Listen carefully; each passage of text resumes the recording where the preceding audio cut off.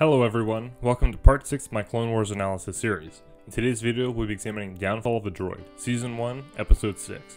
The goal of this series is to unpack the Clone Wars animated show and look closely at its themes, characters, and politics. As always, there will be spoilers as we are covering the entire episode.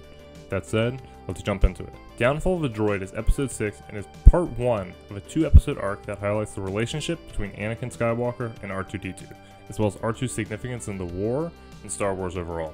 The quote for the episode is, "Trust in your friends and they'll have a reason to trust in you," which defines trust as a central theme for the episode. The friendship between Anakin and R2 is brought to prominence by the episode, not so much by the time they spend together, but by the time they spend apart. The friendship and growing cooperation based on trust that the quote talks about seems to be built up between Anakin and Ahsoka. The introductory narration tells of many battle losses to General Grievous and Anakin and his battle-weary men having to go to confront him once again. There is a sense of loss, and loss will become a primary theme of the episode. In war, there is not just strategic loss of battles, but emotional, physical, and symbolic losses of friends. Loss was explored in the last episode, Rookies, as well when Heavy sacrificed himself in order to save everyone else. Downfall of the Droid will explore the aftermath of a loss of friendship and how it may be difficult to accept replacements for the friend you lost, and difficult to accept that what has been lost is truly gone. Once again, we see themes and characterization that have been prevalent in the episodes before this. Grievous has a strong sense of arrogance around him as he goes through the asteroid field and is certain that he can't be flanked. Anakin has an ego as well and pursues Grievous and victory once again, as he also did in the Malevolence arc and in Rookies. And while the odds weren't in the Republic's favor for this battle, they were able to win with an unconventional strategy, this time putting walkers on asteroids to flank Grievous's ships. Grievous manages to escape as always. While pursuing Grievous despite winning the battle, a heroic but ultimately egoistic action, Anakin's starfighter explodes on him.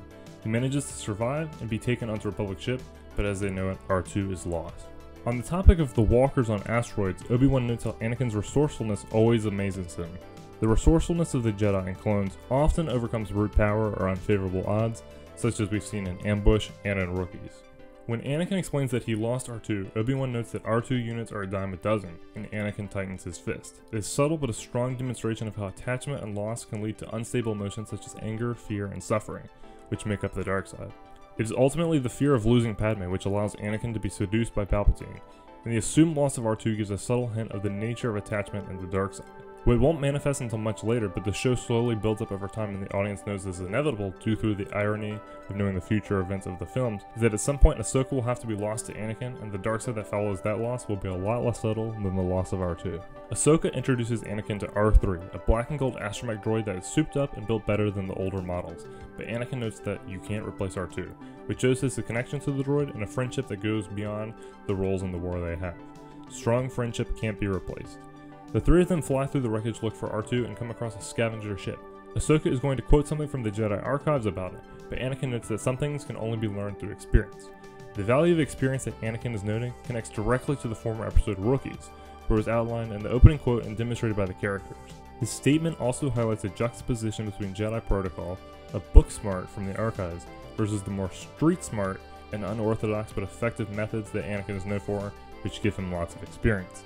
Even this early on in the war, Anakin teaches Ahsoka to not be fully aligned with the Order in the traditional way that everyone else is.